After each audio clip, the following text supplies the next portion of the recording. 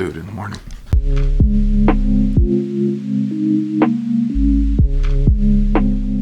So that video was 2 days ago, maybe even 3 now. That's how hard this wall is that I hit. And as you know, this isn't my normal, or maybe you don't know, this isn't my normal spot. This is my childhood home. I have an apartment down south in Oregon. I'm in Washington. And I came here because I was going through some stuff that ended up with me losing my job.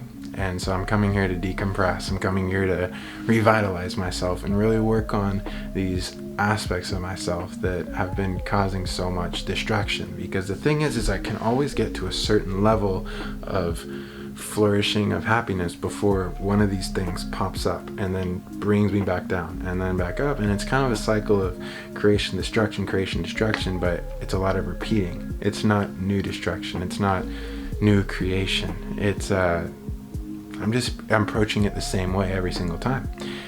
So what I've come to the conclusion is I've been suppressing a lot of things emotionally. And that's kind of what happens when you reach this wall. Because whenever you reach a wall, what's going on is your body, you, everything, every part of you is telling you that we cannot make steps forward. We need to handle this now. So what I did is I laid down and I just kind of scanned myself. I was like, what is going wrong? And my body was like, well, buddy, let's just start right here. All this, you're doing all this. Basically threw a bunch of things in my face and I was like, oh, okay. At least that's how it felt. When I came here, I started making a lot of videos. I busted out a video almost every single day because, you know, it felt good. That's an aspect of myself that I like to show. That's an aspect of myself that I'm happy to express. I'm happy when I'm openly able to express that. But really, what I was doing was I was expressing that because that was like my final line of defense before I had to face everything. And once I couldn't make videos anymore, that's all I had left to look at. And yeah, man, holy cow. It's a blessing, but it's also, no, it's just a blessing. No curse. It's not a curse to face what you've been suppressing. Yeah, it can be a little bit bad, but it's not as bad as you think. More often than not, you suppress certain emotions because you think that it's going to be harder to emotionally process that, rather than telling yourself a lie and then, you know, turning away and then changing your life to where this emotion can still be suppressed, and then living like that until you come across another block because you realize you're still not processing that, and then you have to change your life and then add that brick to the bag, and then, you know, keep living until, and the cycle continues. The bad cycle, very bad cycle. So initially doing that meditation helped me just kind of become aware of what I need to start working on. But the thing that worked the best was yoga and breath work. So yoga can really start the movement of a lot of stagnant emotions, stagnant thoughts, and through breath work you can create a tremendous amount of stillness within you. So what's going on is these emotions that you've suppressed, they have an origin, which is thought. A thought is energy emotion if you reduce the amount of energy that it has. Because if you add a lot of energy to a thought, then you can start to feel that thought, and then eventually leads to an action. It's manifesting. Boom, beautiful, right? Only if it's the thought that you want to have.